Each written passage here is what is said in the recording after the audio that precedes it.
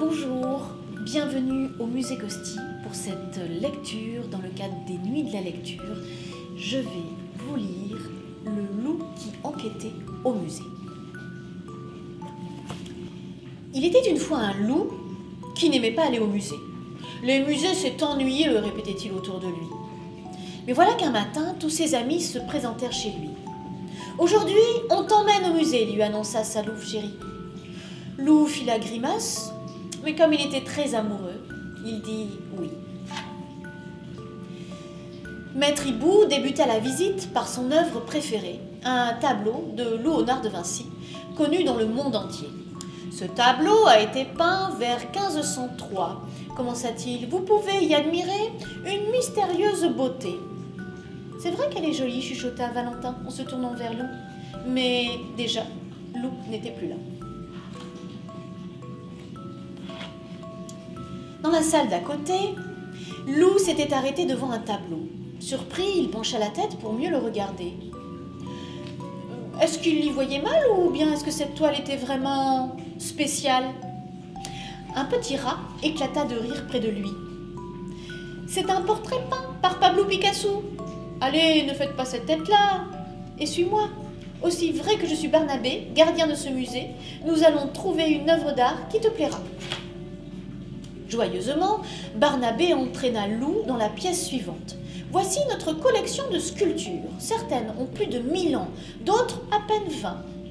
Magnifique, s'exclama Loup, en se hissant sur le dos d'un superbe animal blanc. Hé, peux-tu descendre de là, le gronda Barnabé, c'est fragile, une œuvre d'art. À cet instant précis, une sirène se déclencha. C'est la grande alarme du musée, s'inquiéta Barnabé. Je dois filer, quelque chose est arrivé. Loup essaya de rattraper Barnabé, mais ce musée était un vrai labyrinthe. Découragé, il s'arrêta devant une pièce étonnante. Sur le mur, une inscription disait « Réveillez l'artiste qui est en vous ». Loup s'approcha pour observer de plus près un paysage enneigé. Il connaissait cet endroit. C'étaient les montagnes de l'Himalaya.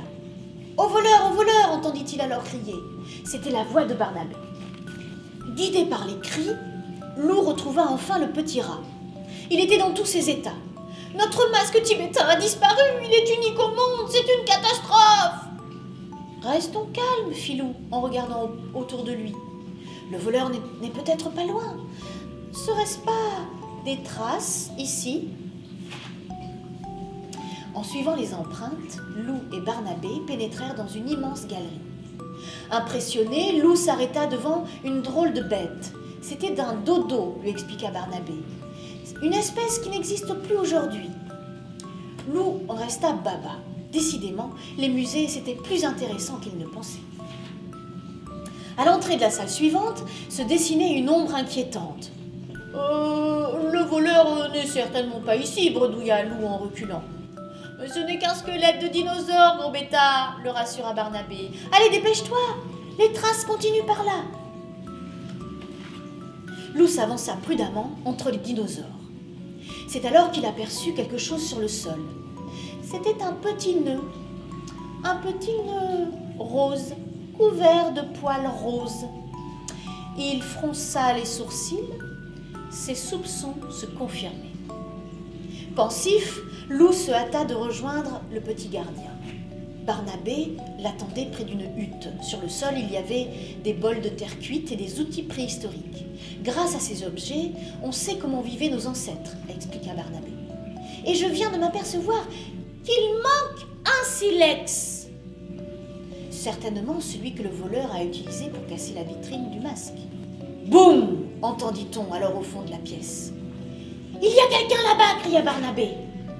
Les deux compères se lancèrent à la poursuite de l'ombre. À bout de souffle, Barnabé s'arrêta devant le sarcophage du pharaon tout en canine.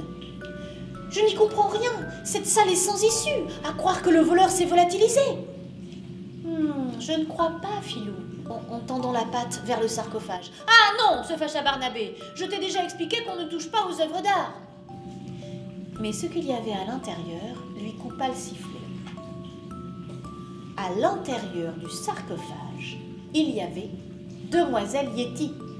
Elle tenait dans ses bras le masque volé. Je me doutais que c'était toi, soupira Lou. Allez, Titi, sors de là.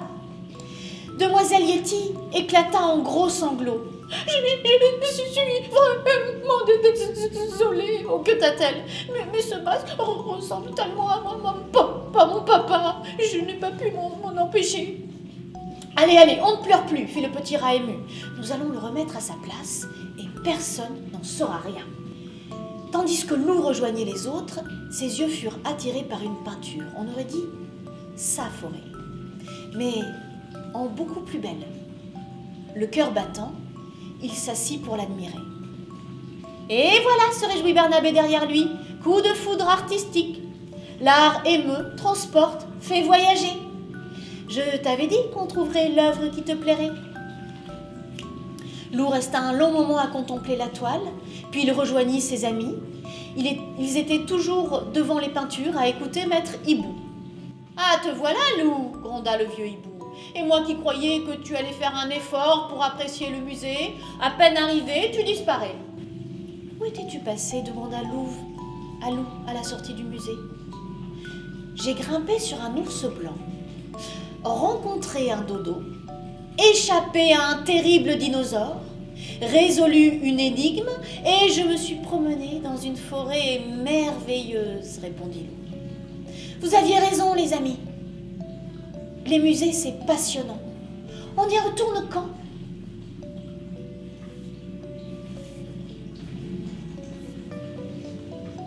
Et bonsoir.